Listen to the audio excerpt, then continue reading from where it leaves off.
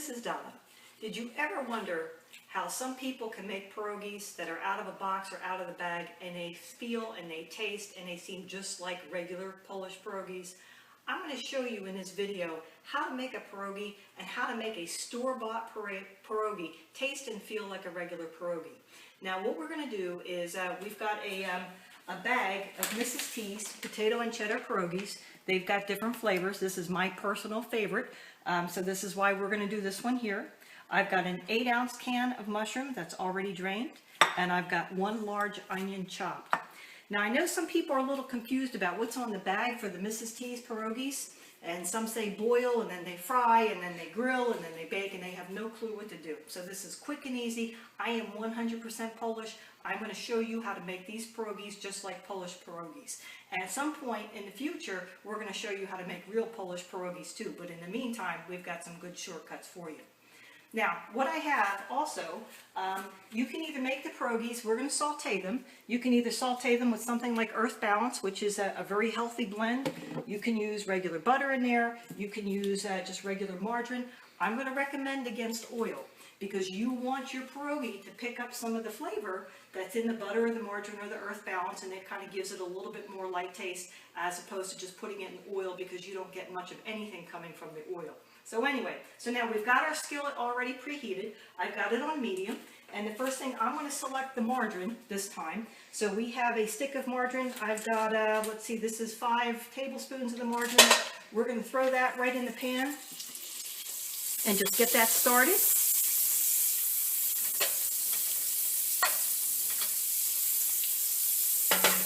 All right, and as that started, we're going to take our pierogies.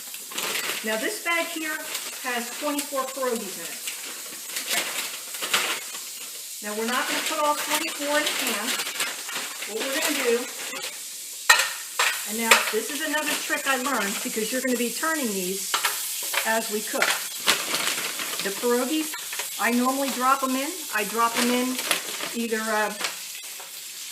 all on one side up. This way I know when I turn them which ones are getting turned and which ones aren't. Okay, so what we're going to do here is we're going to put 18 of these. So 1, 2, 3, 4, 5, 6, 7, 8, 9, 10, 11, 12, 13. We're going to throw some more in here.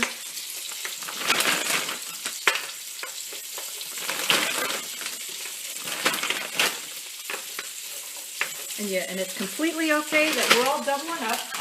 Okay, and here's a scientific technique as far as putting in your onions and mushrooms. All you do is you take the bowl and you dump them in. And there you go, right on there.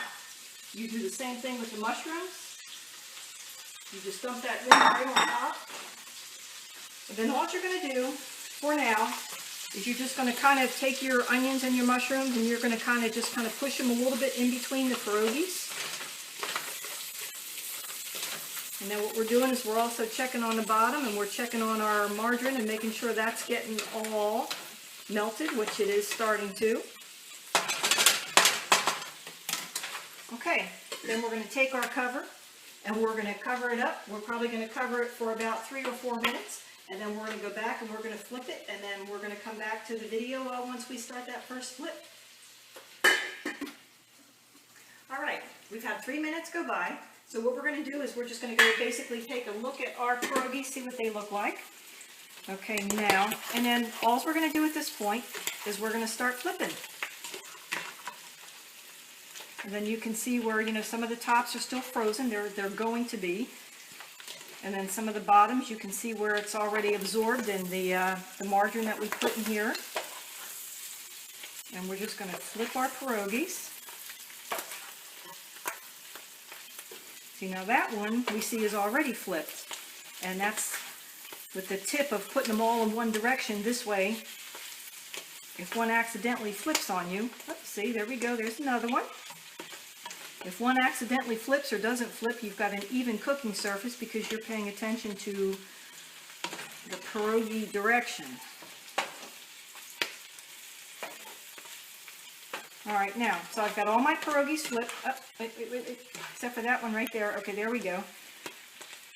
All right, and as you notice, the pierogies aren't all directly touching the bottom. Some are on top of the mushrooms or the onions, some are on top of each other. That's perfectly okay, because every couple minutes we're going to come back to these pierogies and we're just going to flip them around. So ultimately, they're going to get some distribution of heat from the pot itself through the onions and the mushrooms, which are going to give it that flavor that you really like, and through the trapped heat, because we're going to have the lid on there. So all of that combined is what's going to make your pierogi, basically a very great taste sensation.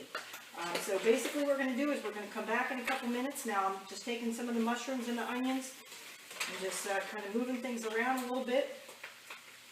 That way you get the flavor and everything. Now, as a note also, I have some friends that don't like mushrooms. If they don't like mushrooms or they don't like onions, you can certainly make these with just the mushrooms or just the onions. You don't have to make them with onions and mushrooms if you don't like them. So you can have a couple different options in here. The recipe some of them call for making them with green peppers. I've never had them with green peppers. That still could be good also. We don't know, but right now it's the sauteed flavors of the mushrooms and the onions are what really makes this a good pierogi, in my opinion. Anyway, we'll come back in another minute or two when we're going to do our second flip.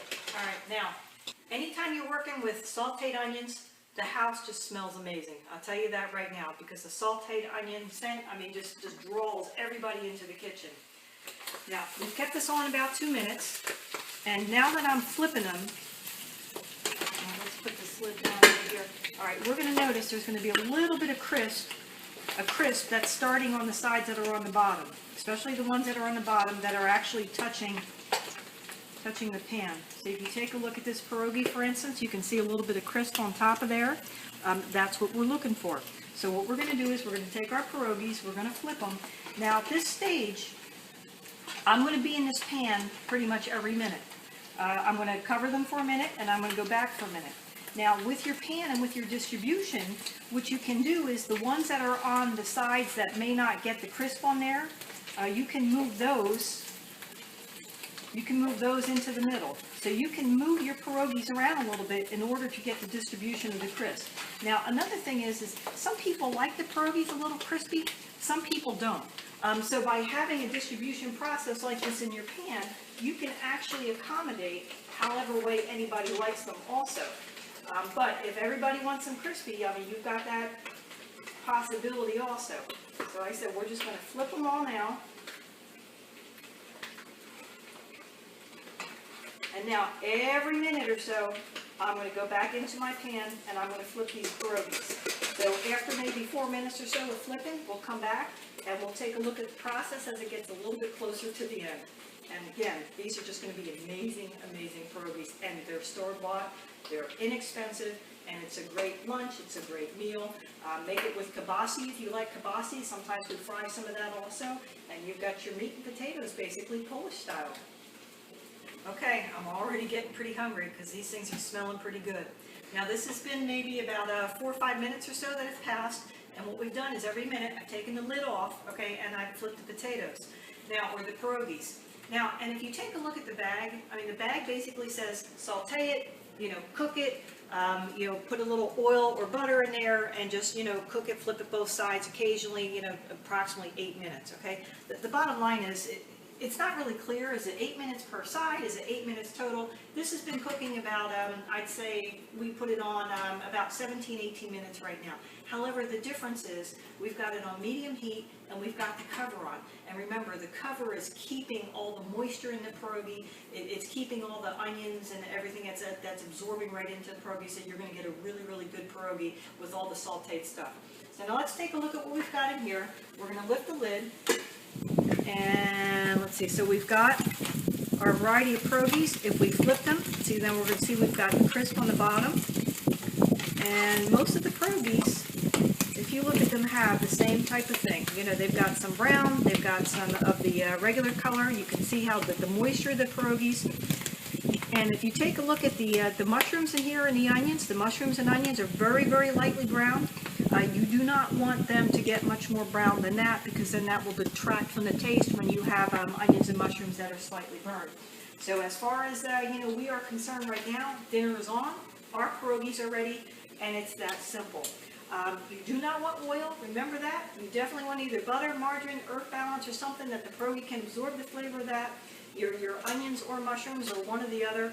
It's an amazing dish, and not only that, they're low in calorie. They're maybe 60 calories a piece, if that, 10 carbs. So, I mean, they're a very, very good healthy dish also. And they come in different varieties. I mean, they also come in spinach, if you want to try the spinach branch. But like I said, the potato and cheddar is my personal favorite. It's what I grew up with, what my relatives made homemade. But right now, dinner is on.